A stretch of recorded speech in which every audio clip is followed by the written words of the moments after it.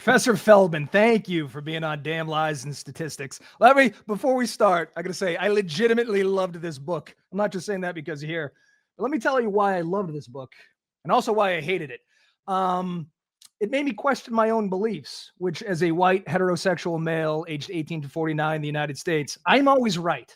So how could I be right all the time and then question the things I believe?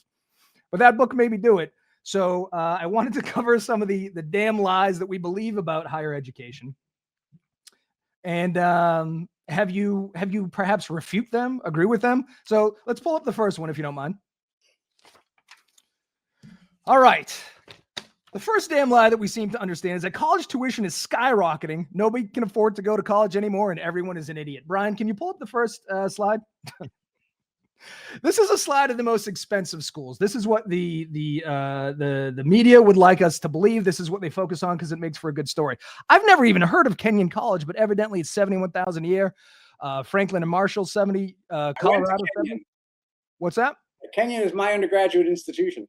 Get out of here. You went to the most expensive school in the United States. Congratulations. You must be paying that off right now. So I wanted to bring this up, but I wanted to juxtapose it with, Brian, can you pull up the second one? These are the most affordable schools. And this seems very reasonable. So in Florida, a lot of these states, you can go for under 10 grand, which seems, for a higher education in the United States, pretty good. Then one more before I'll let you go. The third slide. This is the sticker price and what people are actually paying in private and public institutions. So despite the fact that sometimes it's 70, maybe you're not paying 70, maybe you're paying 50. So what is the truth about college tuition skyrocketing? There is no one truth. There are lots of truths, and that's the problem. The list price has to be distinguished from net price. Net price is what the average student pays. But the problem is most families are not average. They're them. So different families can look at what's happened over the past 50 years and react very differently. There is no doubt the sticker price at public flagships and private schools in the stratosphere have risen dramatically over time. That is absolutely true. But that list of the first set of colleges that you put up does not look like where America goes to college. Second, those schools, if you go on to say Stanford University's webpage and look what it costs a family at different levels of income to go there, you pointed out schools where it's reasonable, $10,000. If you make less than $75,000 a year, which is roughly half the families in the United States, you will pay no tuition at Stanford, and the net cost will be lower than those Florida colleges that you pointed out. So tuition discounting, it's what families don't pay. Tuition discounting has grown dramatically over the past 50 years. The problem is that the system of pricing in higher education is opaque. It's really hard for a family to know what they have to pay when they're beginning the application process, unless the university sets it out. If you make this, you pay that. If you make this, you pay that. And very few schools do that. Harvard does, Stanford does, but very few schools do. So it's a daunting process. And if you look at the families that have seen some of the biggest increases in their net price, it's families in the middle of the income distribution. This is one of the reasons that that tuition is so salient, is because families in the middle, in the broad middle, is, I'm talking families making $150,000 a year, which is double the average income of the United States. But they've seen significant price increases, especially at public universities over the past 40 years. Why the opacity, whatever that word is? I didn't go to William and Mary. Why do they make it so complicated? Can't you just say that if you make, like you said, Harvard does it, a chart that goes, this is the real price? Because otherwise you get all these stories about how higher education is unattainable in the United States. It doesn't look great. Have you ever filled out the FAFSA form? Yes. It's complicated as hell, right? Yes. And it's because families earn income in a wide variety of ways. And there are families who have very low measured incomes, but very large assets. And so colleges need information, or they say they need information from families in order to make a financial aid offer to that family. I think they ask for way too much information. The federal government asks for way too much information. Every time the government gets involved, honestly, it's like it's like doing your taxes. It's way too complicated. Can't we like streamline this? Can we get AI out? Somebody has to figure this out, because it doesn't look good. Like when you see this Kenyan college for 71 grand, you go, oh my God, that's outrageous. But if it's not 70, don't say it's 70, you know? Oh boy. Well, there are people who pay the 70. Well, that's the other thing too, is I just wanted to touch on this briefly. We love the idea of college, and I think it's great. Higher education obviously is fantastic. So they kind of have us over a barrel. The thing I equated to is the veterinarian. Vets are like, hey, listen, the surgery for your cats, it's $2,000, or we can kill it for 300. So you go, all right, well, I guess here's your $2,000. You know, it's like one of those things where, okay, I guess college is 70,000 a year. I need it, you know? Yeah, but the point is that you don't need a college that's 5 times as expensive as one that will do you just as well. There's an awful lot of personal choice involved. No one needs to borrow $70,000 to get an undergraduate degree. Period. True. Now, this is a perfect segue into damn line number 2. Brian, can you pull this up? All right. Colleges are so expensive because professors sit on golden toilets and sew platinum elbow patches or cashmere elbow patches on their jackets. I don't know where yours is at the dry cleaners, I assume. Can you pull up the first quote? This is a quote from the book. The forces driving tuition higher mostly external to the colleges and universities themselves. They are broad economic forces that affect the entire economy, not just higher education. Now, this is obviously a dumb thing, but just something we can wrap our heads around. Can you pull up the second slide? The average, we're blocking it, but the average salary evidently for a professor is 157,000. Junior is 116. Mid is 157. So right off the bat, something that's just an easy macro example. It's not as if professors are making millions of dollars, right? This is pretty reasonable. So what's the truth here about why colleges are so expensive? Is it wasteful spending, or is it something else entirely? Let me spend a minute explaining why personal services, and I like to compare higher education to child daycare. The kids are somewhat older, but I like to compare it to child daycare. We have achieved immense productivity growth, labor productivity growth. We get more stuff per hour worked in this country than we did 5 years ago, 10 years ago, 100 years ago. That's why our standard of living is so high. But all of that productivity growth, or most of it, is concentrated in mining, manufacturing, agriculture, where you produce stuff. It's much harder to get productivity growth, more output per hour worked in personal service. How would you get, him being Socratic, how would you get labor productivity growth in child daycare? The only way you would do it is by stuffing more kids in with each caregiver.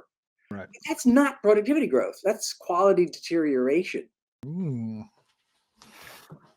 So that's the problem. Service industries, higher education is a service, dental care is a service, legal care is legal services is a service, daycare is a service, your prisons are a service, your psychologist is a service, and they're personal services. It's really hard to get labor productivity growth in these industries, and it's labor productivity growth that holds down cost. So if you look at the price index for goods, sort of flat. If you look at the price index for services, upward trending. And the consumer price index is an average of those two. So services are pulling up prices because it's hard to get labor productivity growth. It's not being driven by my elbow patches. Faculty salaries have not risen any more rapidly than average incomes in the country as a whole. And overall, faculty incomes have risen much less. I've seen statistics that faculty salaries in real dollars, inflation adjusted, are about 10% higher than they were 50 years ago. Which is crazy. Now in other words, they're rising more slowly than average incomes in the country. But that masks something else, which is why, lies are just nuance. The professoriate has changed over time.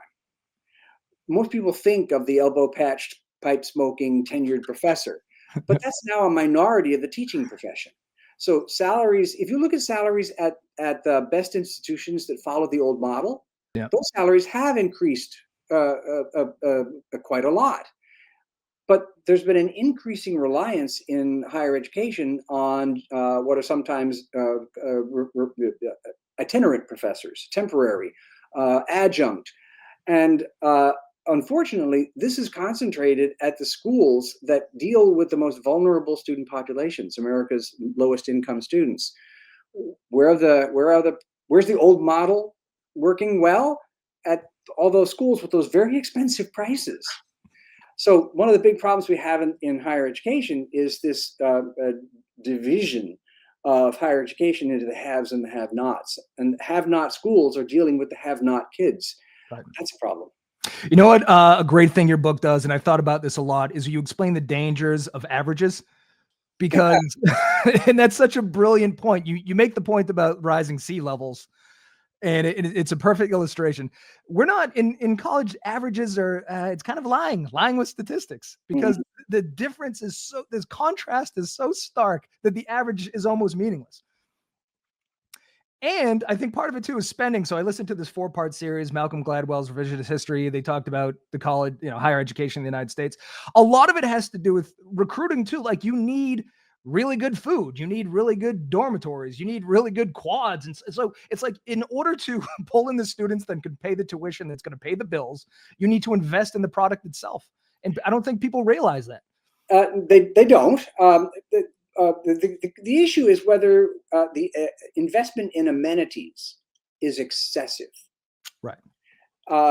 It's not the engine of higher college costs. Fancy dorms. We don't live in spas. That is not the engine of college cost. But at the schools that want to pull in students who come from families who can afford the full list price, those are the schools that you will see investing in a somewhat better package of housing and dining and other amenities. And we can argue that that's excessive, but, well, that's being driven by something that is beyond colleges. It's being driven by a fact. And the fact is that the American distribution of income today doesn't look like the distribution of income in 1960. In 1960, it was more bunched in the middle. Today, it's it's like you've taken the distribution of income from both ends and tugged it. You have more in the rich end and more in the poor end. And schools that are trying to, for revenue purposes, have a solid core of students from the right tail of the income distribution have to offer lifestyle amenities that, while not as good as home, are at least acceptable. There are some schools in America, though, that have gone completely off the deep end on amenities, and you should look into High Point. All right, I will. Here's the other thing, too, is that we do have to move on to the next one. But, like, to dumb it down, we are big, stupid animals, and nice, shiny things attracts us. So the quality of the education may be great, but if the dorm room sucks, and this one over here is spectacular, like, these are young kids. They probably, they're attracted to the shiny stuff. So their parents pay the bill. Exactly. All right. Hey, so let's go to the total opposite end of what we're talking about here with damn lie number 3. Online learning is cheaper, better, doesn't require pants and showers. All of that I believe to be true. Can you pull up, Brian, the quote about online learning? This is a little damning, though. Fully online courses tend to work better with students who are older and more mature. This makes sense. A 2013 study by the researchers at the University of Pennsylvania examined 1 million users of 17 MOOCs, which stands for Massively open online class. Right. So offered by Penn using the Coursera online platform. Persistent rates went from a high of 14 to a low of 2%, meaning those who were still participating in the class at the end of this of the course. That is pretty damning. So not only this, but can you pull up the second one? If you don't go to school, how are you going to go to frat parties when Will Ferrell shows up to do cake stands? What is I am very concerned about online learning as a whole, because it makes sense that older students who have motivation for a job would show up and do the thing. But I think we are awash in a sea of antisocial weirdos to begin with. Then what we're doing is taking kids and not putting them in the first place where they're going to live by themselves, have more responsibility, be in more situations where they're going to have to talk to a lot of different people. It seems like college, that other aspect of college that's not just class, is so important to human development. And we're just going to do away with that for what, monetary purposes? We're not going to do away with it. I think the hype about online learning, and let's divide online learning into multiple modes. The ones that I referred to, MOOC, Massive Open Online Class, was supposed to be the the knife that cut through that productivity problem that I mentioned. We were going to do to higher education what Ford did to manufacturing, get increased productivity growth and make college better and cheaper, as you pointed out. Yeah. That was the premise of MOOCs, and there was a tremendous amount of hype about it from 2012 to 2018. By the way, my book was written before COVID, and COVID, I think, has verified most of what I was saying in that pre-COVID book about online education. It has a role to play in American higher education going forward. It will not displace bricks and mortar institutions that are built around the needs of 18 to 24-year-olds and around research and graduate training. The bricks and mortar are not going to come tumbling down because MOOCs offered by edX or Coursera are better than what we offer. The other thing is about price. Let me backtrack a little. MOOCs are massive. If you look at most of the online universities, like Arizona State has a very robust online program, fully online program for undergraduates. They are not MOOCs. The average class size in these online classes is essentially no different than the class size in their face-to-face classes. You do that and there's no cost saving. It's just a different mode of instruction, but without the cost saving. The cost to go to an Arizona State year in online is actually more expensive than to go face-to-face, which just blows people's minds. That online is not cheap. But the hope of cheap online was that it was course in a can taught, and you essentially taught yourself. But most people have come to realize that that kind of non-intensive, without other people, multiple choice based, that's not education. It is sometimes useful as a method of fact delivery. In other words, it can be very good for somebody who's 28, 32, who wants to learn a set of procedures and facts and doesn't have the time or the inclination to go to a bricks and mortar school and mingle with 18-year-olds. It has a big role to play, but it is not going to destroy the traditional college model, which has so many psychological and social advantages going for it. Yeah. I think it's the lunatic fringe argument. It's like capitalism, for example. Capitalism likes to exploit cheap labor. You know what's better than cheap labor? Free labor. So the lunatic fringe of capitalism is slavery. That's not good. Like, the system works, but let's not go to the fringe. Cheap education or affordable education is good, but not when you start to subtract all these things on the periphery that really makes, that makes you whole. I met my wife in college. A lot of my friends now come from college. Like, it was such a formative time for me. And to eliminate that aspect of this just seems super, super dumb. Plus, the experience with COVID, I think, has convinced people of that. I have heard very few students who went through that experience saying, "Oh yeah, this is the future. I much preferred that to my face-to-face schooling." Right. The tons of people who said that, not. Right. It's lunacy. So last week's episode, I interviewed a guy about how child-centered parenting is sort of screwing up kids. And then, so we know, like, intrinsically, if we're very loose and the kid is screwed up, what do? You send him to somewhere that's very rigid, and it's very structured and it's not child-centered. Same thing with online education. I just think maybe for some, like, I'm a political science major. Did I have to show up to class? Probably not. But if it's a doctor, I want you there every goddamn day, because the last thing I want is you watching how to perform heart surgery and then doing it on me. Now, I need you there, somebody holding your hand. So, like, we know with that example what the truth is. And the truth is that showing up is better. Now, sitting on your couch is cheaper, but cheaper ain't always better. No, it's not. Okay. You want to do line number 4? I'm a big fan of this one. College should be free because free stuff is always better. Can you pull up the first image?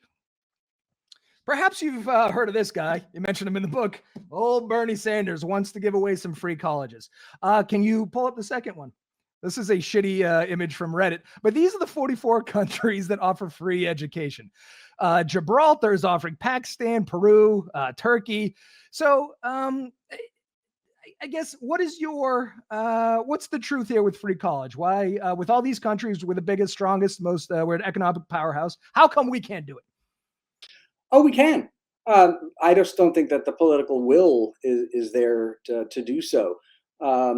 That's just, there's no evidence that I've seen that that broad-based free college is something that works in a system like ours. Remember, most of those other nations that you pointed to do not have undergraduate experiences like ours with the bundle of services that we offer.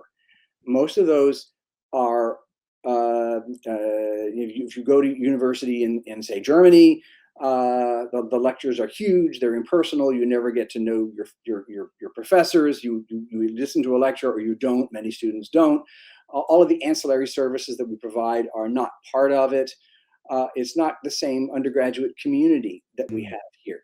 The college campus that we know it is a largely American invention grafted onto the old English college system. So we followed a different historical path than most of those other countries. And a lot of the free college stuff is like wishing that we had followed a different historical path. We didn't.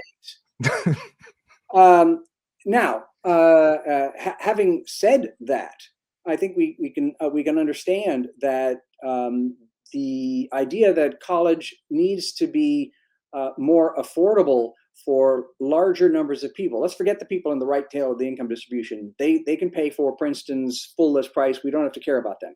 Yeah. But for low and middle income families, there is a social good in making education more affordable because a college education